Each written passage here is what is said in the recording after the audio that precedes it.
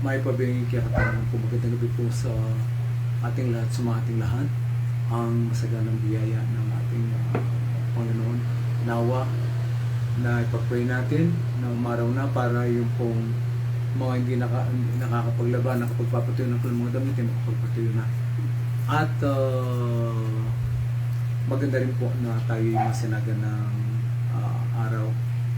At higit sa lahat, kawawa po yung mga kabayan natin na binabagyo, binabaha.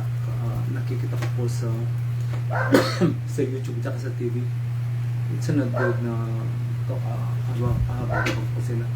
Tayo maayos ang kalagayan natin, pero kung ilalagay natin ang ating sarili sa kanilang kalagayan, hindi ka matutuwa. Kaya wala naman tayong magawa kundi pag-pray sila na sana pagpalain sila na Panginoon. I-bless ng Panginoon ang lahat ng ating mga loved ones, lahat ng ating mga kapatid. I-bless ng Panginoon ang lahat ng ating mga anak, lahat ng ating mga pamangkin, lahat ng ating mga apo, lahat ng ating mga kaibigan. I-bless ng Panginoon Diyos ang lahat ng mga narito. Si Brother Ramon, ang aking may bahay, maging si Brenda. I-bless ng Panginoon ang mga mag-anak natin na hindi natin kasama ngayon. Diyos ang pati na lahat ng nag-attend sa LWCI, pagpalain po kayong lahat ng ating pong Panginoon. Meron pong nagtanong na isang agnostic, ibig sabihin naniniwala sa Diyos pero nag-aalanganin na paano ko matitiyak na ang pananampalatayang pinangangaral mo ay totoo. Nice ko sabihin sa inyo ito. Nobody would ever die for a lie. Walang mamamatay na nang dahil sa kasinungalingan. Alahanin natin to. Lahat ng mga alagad ng ating Panginoon, lahat ng mga disciples, lahat ng mga apostles natin, except for John the Beloved, they were all martyred. May tinalupan ng buhay. May pinakulo sa kumukulong langis. May pinako na nakabaligtad. May pinugutan ng ulo. May pinakain sa leon. Sari-saring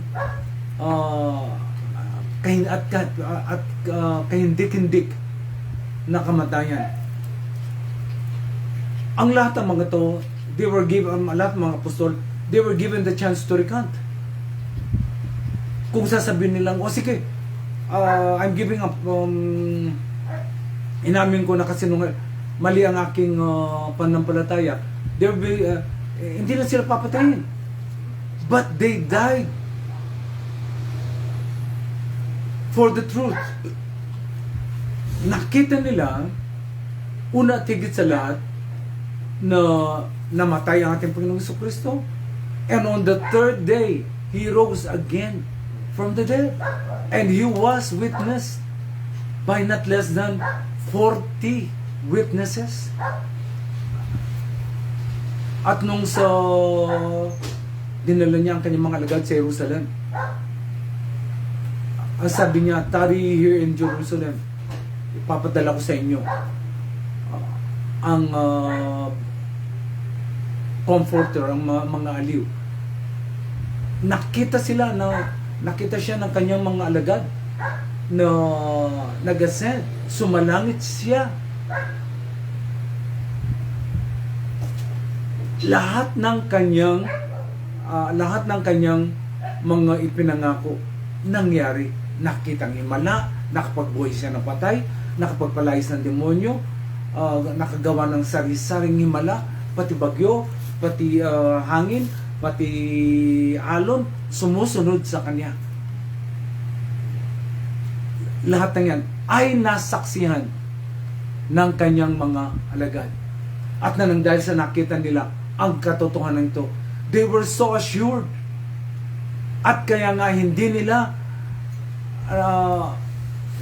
pinahalagan ng kalambuhan sapagkat meron nagantay na buhay na siyang tunay na buhay, eternal life sa lahat ng sa kanya ay magsisampalataya, and to those who will overcome until the end.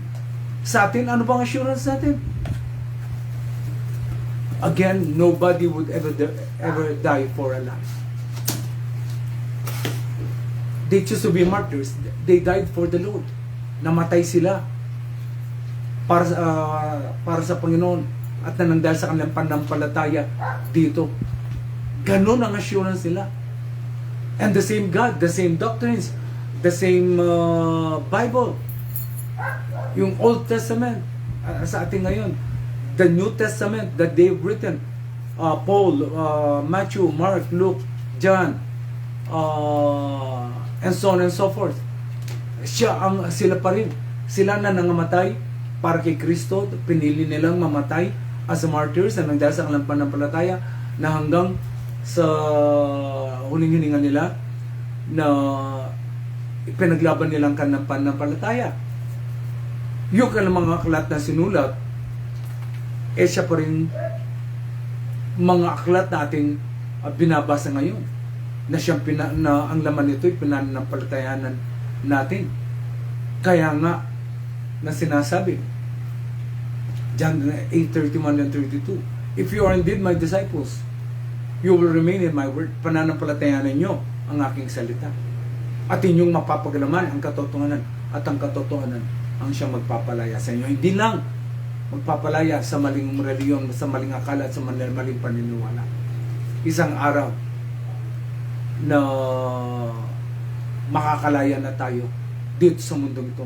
Sabi ng Panginoon, aagawin ko kayo. I will come like a thief in the night. Kukunin ko kayo during rapture. And you will be, and with the, sa isang kisap mata, mawawalan na tayo rito. Yun ang final deliverance natin. And we will be with the Lord, and no one can ever separate us from the Lord God, our Lord Jesus Christ anymore. Again, pahalaga ng pananampalataya, panghawakan to, pinahalagaan ng mga naunang mga mananampalataya, panampalatayanan din nato, panghawakan natin. Dito may katiyakan tayo sa ating kaligtasan. Mapagpala at mabiyayang gabi po sa inyong lahat. Good night. God bless you po. Amen. God bless you.